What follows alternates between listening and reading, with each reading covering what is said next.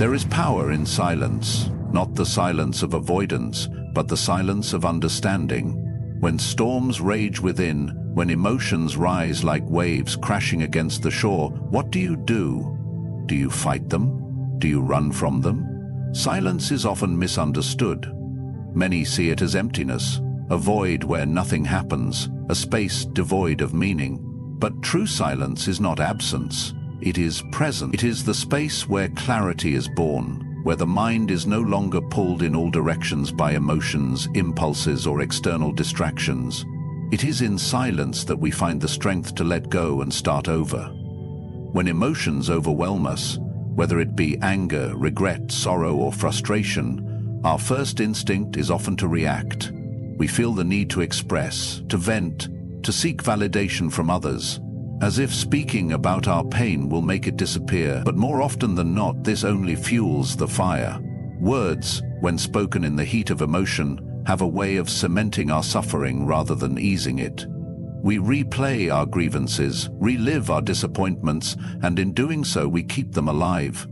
True strength lies not in loud expression, but in quiet understanding. To be silent in the face of turmoil is not to suppress or ignore, but to master.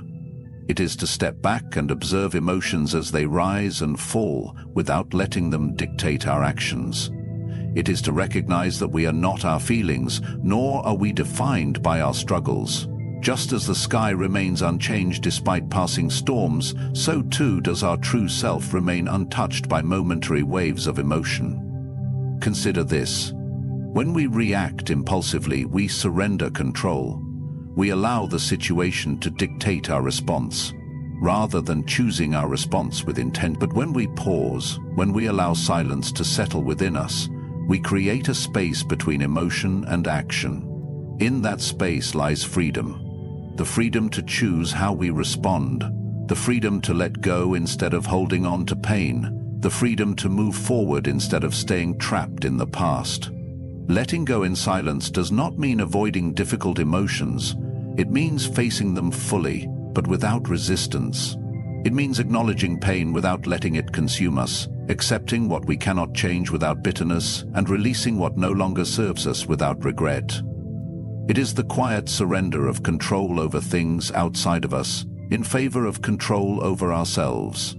Imagine carrying a heavy weight on your back, one that serves no purpose but to burden you. This weight could be resentment, guilt, or attachment to the past. The longer you carry it, the more exhausted you become, and yet so many of us refuse to put it down. We clutch our suffering as if it defines us, afraid that without it we will be empty. But what if, instead of holding on, we simply let go? Not in anger, not in despair, but in silence. Silence allows healing to happen. It is in silence that the mind regains clarity, that perspective shifts, that wisdom emerges. The world is full of noise, opinions, expectations, distractions, but none of it matters as much as the quiet voice within. To hear that voice, we must be still. We must step away from the chaos, detach from the need to explain or justify, and simply be. This is not an easy practice. It requires patience and discipline. It requires the courage to sit with discomfort rather than running from it. But the reward is great. With silence comes understanding. With understanding comes acceptance. And with acceptance comes the ability to truly start over, not as someone weighed down by the past, but as someone unburdened and free. So the next time you find yourself overwhelmed by emotions, resist the urge to react. Resist the urge to explain, to argue, to seek validation. Instead, step into silence. Observe your feelings without judgment. Let them pass like clouds in the sky. And then, when the storm has settled, act. Not out of impulse, but out of wisdom. In silence, we reclaim our strength. In silence, we let go. And in silence, we begin again. There is a great burden in trying to control things that were never ours to control. We fight against reality, resisting what is, wishing it were different, and in doing so we create suffering that need not exist. Much of our pain does not come from the events themselves, but from our refusal to accept them as they are. We hold on to expectations of how people should behave, how life should unfold, how the past should have been different, and when reality does not align with these expectations, we resist. We complain, we dwell. But what does this achieve? Nothing but unnecessary suffering. The truth remains unchanged, no matter how much we wish it were otherwise. The more we fight against what is out of our hands, the more exhausted we become. It is a hard lesson to learn, but a necessary one. There are things beyond our control, and to resist them is to waste our energy. We do not control the past, it has already happened. We do not control the opinions of others, they will think what they want. We do not control the actions of those around us, they will do as they choose. What then do we control? Ourselves, our thoughts, our actions, our responses, and that is enough. Imagine standing in a river trying to stop the current with your hands. The water pushes against you, slipping through your fingers no matter how tightly you grip. The more you fight, the more you struggle, the more exhausted you become. But if you stop resisting, if you let the current flow around you rather than trying to hold it back, you find peace. The river does not stop, but you are no longer fighting it. You are no longer wasting your strength on something you were never meant to control. To detach from what you cannot control is not to become indifferent or careless. It is to recognize reality as it is and to accept it without unnecessary distress. It is to stop giving power to things that do not belong to you. If someone wrongs you, you do not control their actions, but you control whether you dwell in anger or move on. If a situation does not go as planned, you do not control the outcome, but you control how you respond. This detachment does not mean avoidance. It does not mean ignoring problems or refusing to engage with the world. It means engaging from a place of wisdom rather than reaction. It means understanding that external events have no power over you unless you allow them to. The world will continue to move, with or without your consent. You can either exhaust yourself trying to shape it to your will, or you can focus on shaping yourself to move through it with strength and clarity. Letting go of control is not a sign of weakness. It is an act of immense strength. It requires trust, not in luck or fate, but in yourself. Trust that you will handle whatever comes without needing to force things into place. Trust that no matter what happens, your inner peace remains yours to protect. The world is unpredictable, but your ability to navigate it with wisdom is within your power. We often think that control brings security, but in reality the need for control creates anxiety. The more we grasp at certainty, the more afraid we become of losing it. But when we release this need, when we accept that life will unfold as it does regardless of our wishes, we find freedom. We no longer live in fear of the unknown because we are no longer trying to bend it to our will. This does not mean we do nothing. It does not mean we give up or stop striving for what matters. It means we act where we can and we let go where we must. We do our best and we release attachment to the results. We take responsibility for ourselves and we leave the rest to be as it is. To detach from what you cannot control is to reclaim your energy, your peace, your focus. It is to stop carrying unnecessary burdens. It is to live fully, without being weighed down by things that were never yours to hold. Let go. Not with frustration, not with resentment, but with quiet acceptance. And in that letting go, you will find something greater than control. You will find freedom. Emotions are powerful forces, capable of shaping our perceptions, influencing our decisions, and even defining the course of our lives. Yet they are also fleeting, impermanent, and unpredictable. One moment we may feel joy, the next sorrow. One day we may be full of confidence, the next doubt creeps in. If we allow ourselves to be ruled by emotions, we become like ships tossed by the waves, never steady, always at the mercy of forces outside our control. But if we learn to see emotions for what they truly are, temporary visitors, not permanent masters, we can navigate life with greater clarity and strength. When we experience a strong emotion, whether it is anger, fear, sadness, or frustration, our immediate reaction is often to either suppress it or be consumed by it. Suppression may seem like control, but in reality, it is avoidance. When we bury emotions without understanding them, they do not disappear. They build beneath the surface, waiting for an opportunity to resurface, often stronger than before. On the other hand, being consumed by emotions, letting them dictate our words, our actions, and our state of mind, leaves us vulnerable. We become reactive rather than deliberate, acting on impulse rather than wisdom. Neither extreme serves us well. The key is to recognize emotions without identifying with them. You may feel anger, but you are not anger itself. You may experience sadness, but sadness is not your identity. Emotions arise in response to situations, but they do not define who you are. Just as a traveler passes through a town without becoming a permanent resident, emotions pass through the mind. They are visitors, some welcome, some not, but none are meant to stay forever. Imagine sitting by a river, watching leaves float by on the surface of the water. Each leaf represents an emotion. Some pass quickly, carried by the current, while others linger for a while before moving on.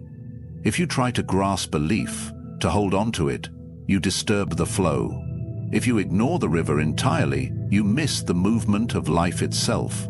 But if you simply observe, allowing the leaves to pass naturally, you understand the nature of the river without being controlled by it. This is how emotions should be treated, not as something to cling to or reject, but as something to observe and understand.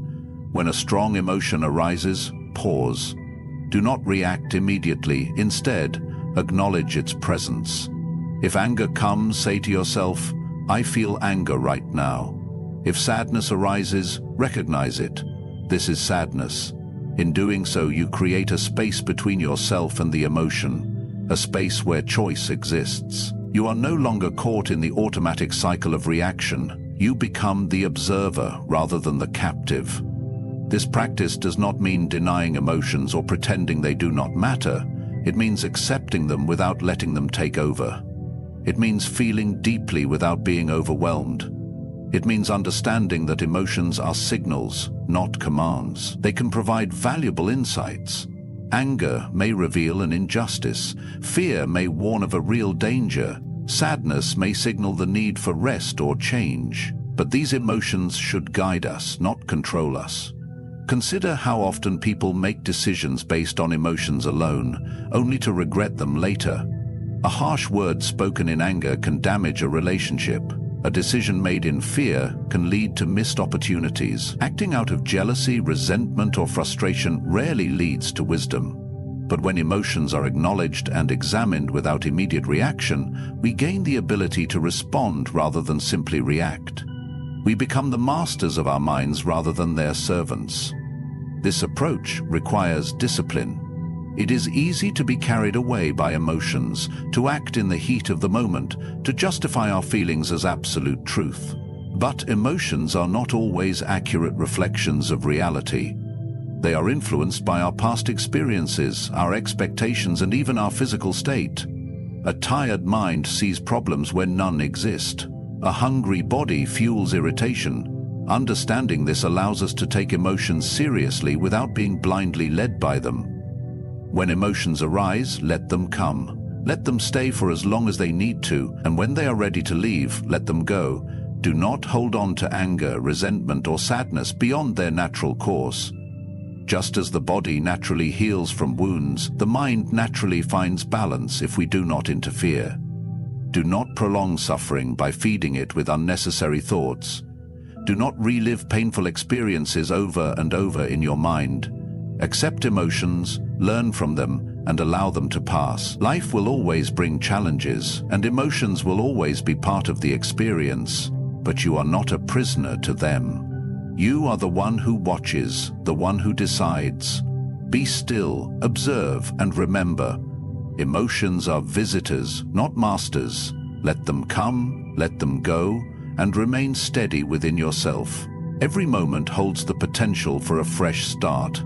The past, no matter how heavy or complicated, does not have the power to dictate the present unless we allow it to.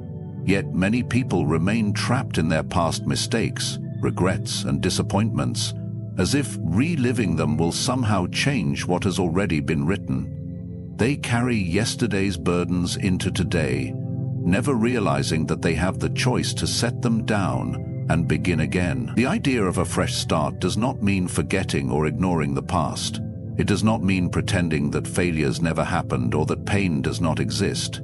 Instead, it means recognizing that the past is unchangeable and that dwelling on it serves no purpose. What matters is what you do now. Every second that passes is an opportunity to reshape your life, to make different choices, to take a step in a new direction. But this can only happen if you allow yourself to move forward, instead of clinging to what is already gone.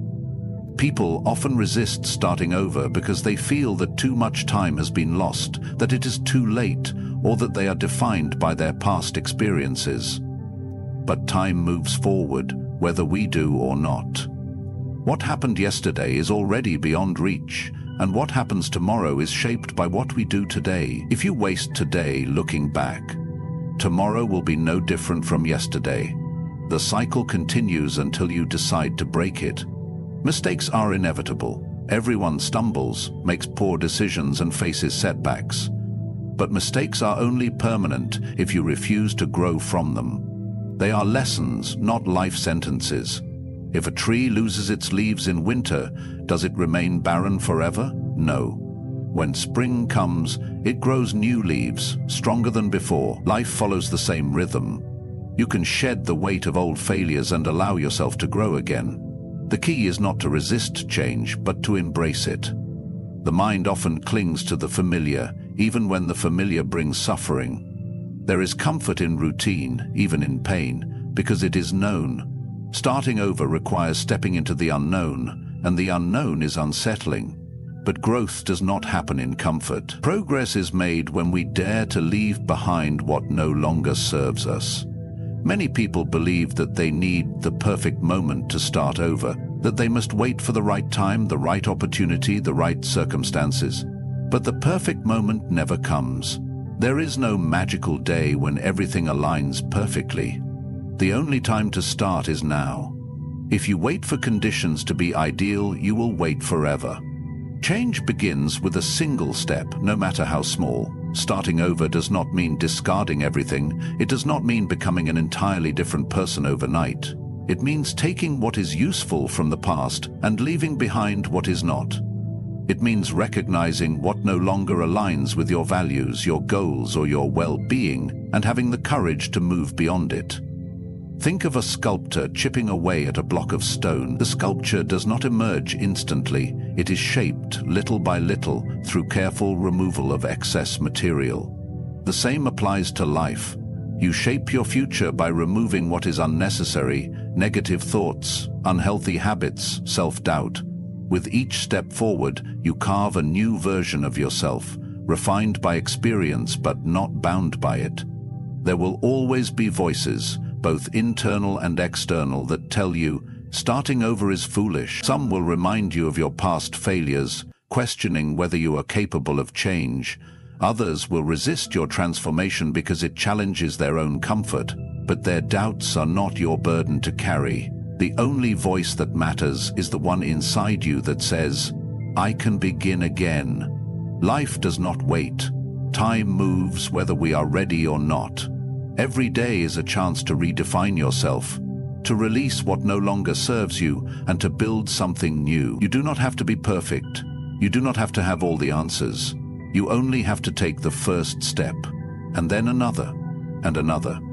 The past is a lesson, not a prison. The future is unwritten. Right now, in this moment, you hold the pen. What will you write next?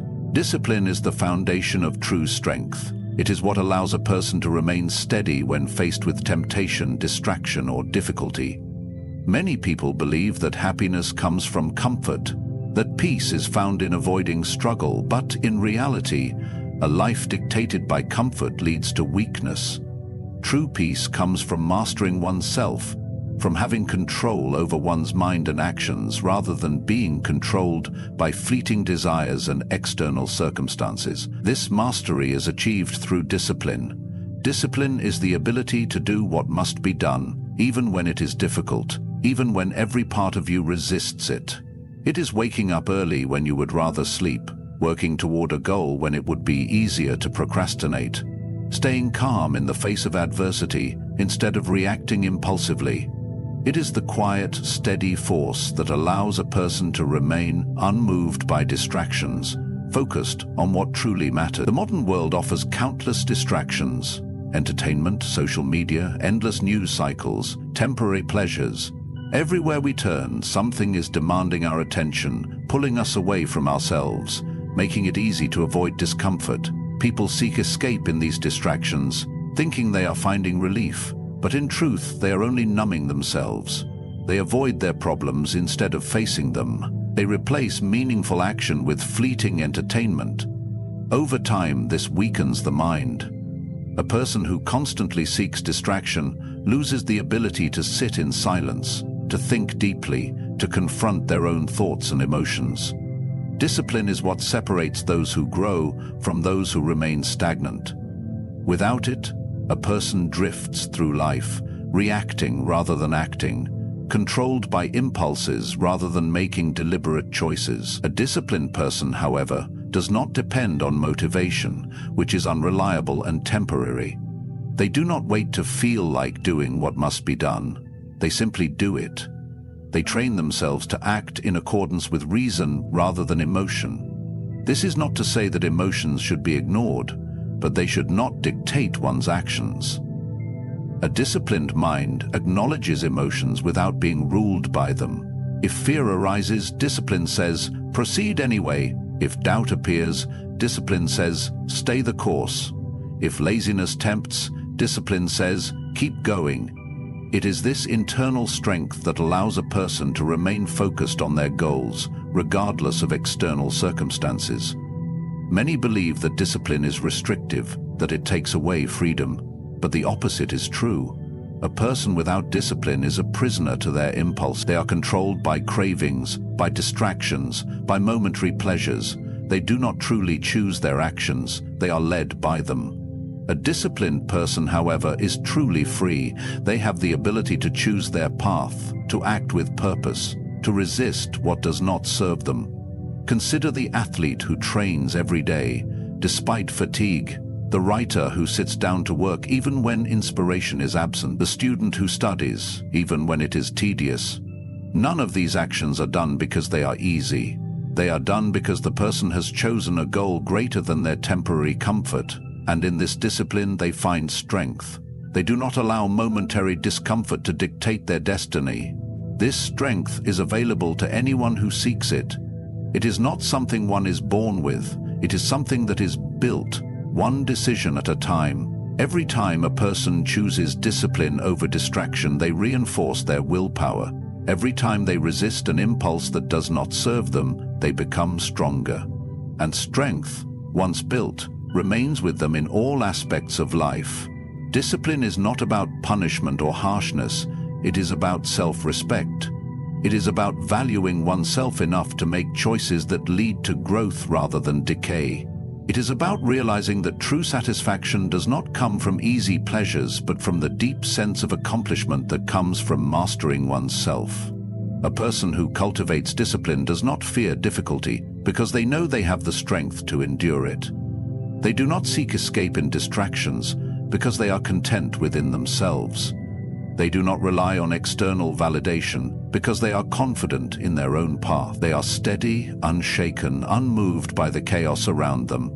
Discipline is a choice, made repeatedly until it becomes a way of life.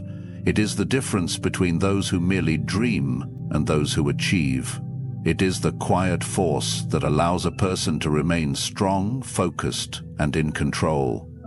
And in that control there is true freedom. Change is inevitable. No matter how much we resist it, life moves forward, time does not wait, and nothing remains the same forever. Yet, people often cling to the familiar, afraid of what comes next. They hold onto old habits, outdated beliefs, and past experiences, even when these things no longer serve them. They fear uncertainty, forgetting that every moment of growth, every transformation, every new beginning is born from change. To truly embrace life, one must not only accept change, but learn to welcome it.